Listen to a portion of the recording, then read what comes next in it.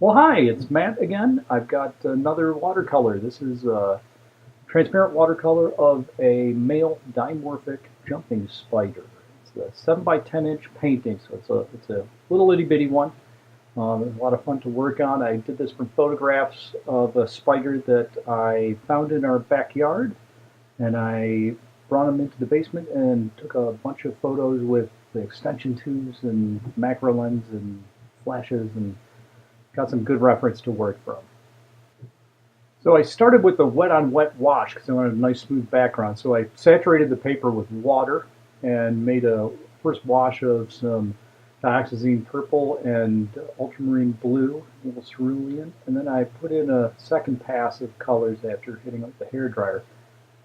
I knew where I wanted the lightest colors to be because the spider actually has a dark top, as you can see in the photo on the left, and it has light legs. So I wanted the tones to be darker where the legs were and lighter where the head is to get maximum contrast. So I kind of manipulated the situation a little compared to the photo reference. At first I was pretty loyal to what the photo was showing other than the darker background by the legs, but later on I kind of changed it up a little and I started putting in a little bit more purples and pinks and a little blues to change it up. I thought the purples would contrast the legs of the spider better since they were kind of a creamy yellow color. I thought that that purple would give a good color complement.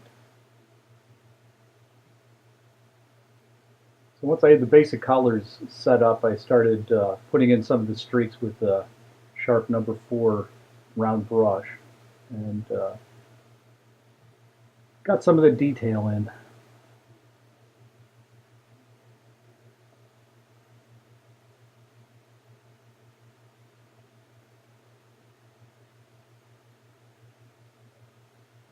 You can see me darkening up some of those areas at the edge of the leaf to build some contrast at that edge. I thought that would pick it up, draw your eye in, and keep you moving around. You can see I'm using a different palette this time. Since the background was so large and I had the same basic colors I was going to be working from, I used that palette instead of the usual butcher's tray, which is good for some larger volume.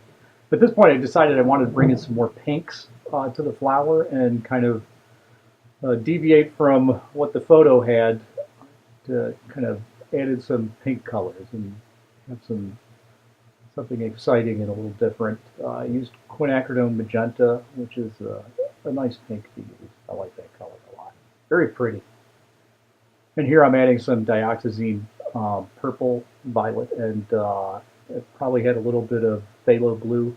Sometimes I'll mix my dioxazine purples with the phthalo, which is a little bit more of a on the green side of the blues, and that can take a little bit of the saturation away. The shadow areas, that can be nice to do. And again, I built this up with a lot of layers to build that convincing, or at least what I thought was convincing detail in the leaf. About this point, I started dropping in some blue on the edge of the leaf. I thought that would kind of add a visual element and as well as rounding off the side of the leaf so it kind of rolls back to underneath the spider and would give some visual clarity and separation while still having a nice kind of intense color there to draw your eye through the painting.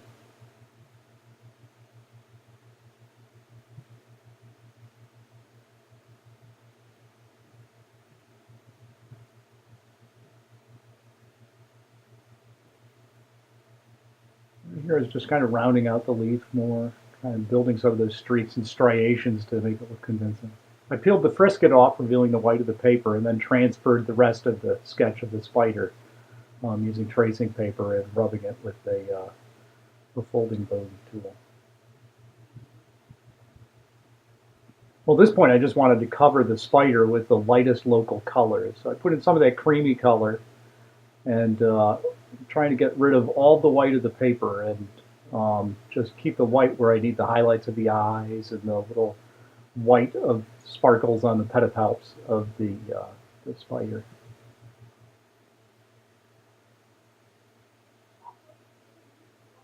And here I was using a sharp #2 round sable brush.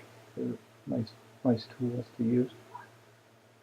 And you can see from the palette on the right, I'm mixing things pretty transparently and just using many glazes. And they're oranges and greens and kind of purpley browns and things. Sorry about the hat.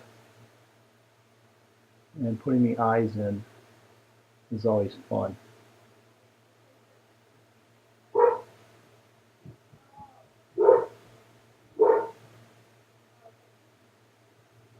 Lots of little details.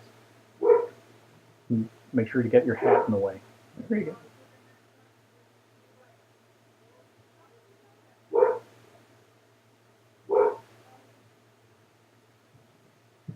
I'm going to build some of those shadow details in and really round out and make it more three-dimensional. Those telltale little tufts on top of this dimorphic jumping spider's head. I love that those little tufts are just too cool.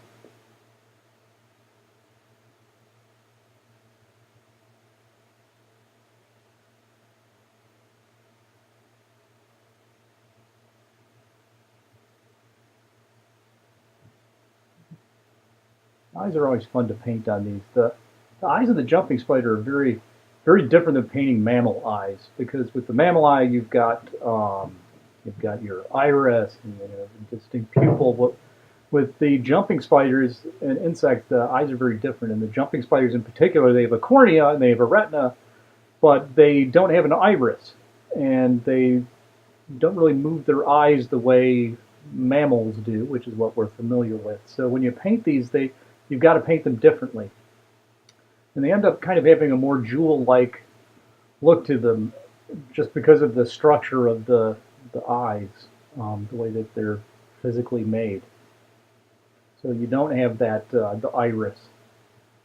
You just have to treat it a little differently.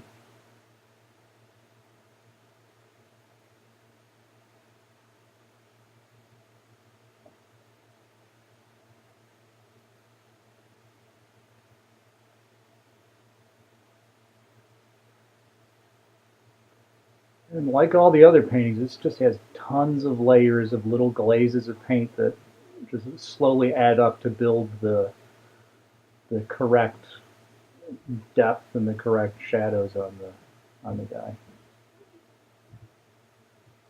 to make it look fuzzy. A lot of people hate these things. I think they're just look like a Jim Henson creation. They're cute little guys with the little round eyes. Maybe I'm crazy. I like it.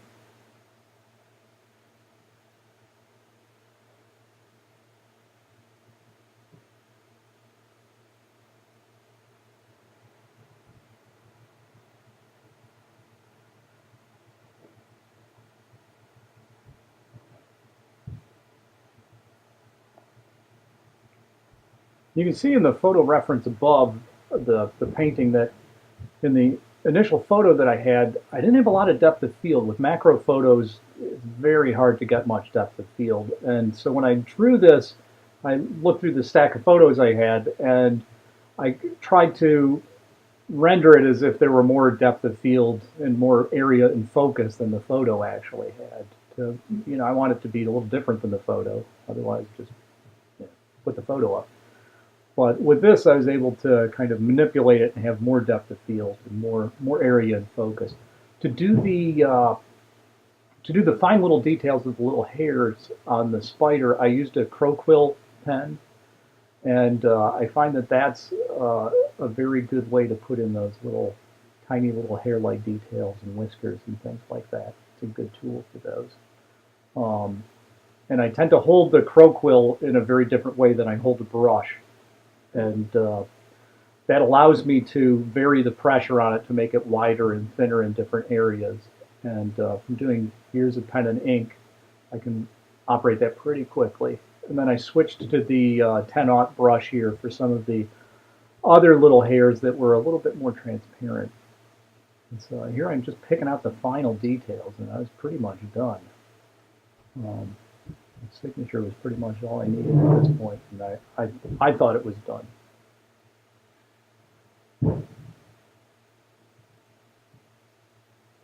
Well, there you go.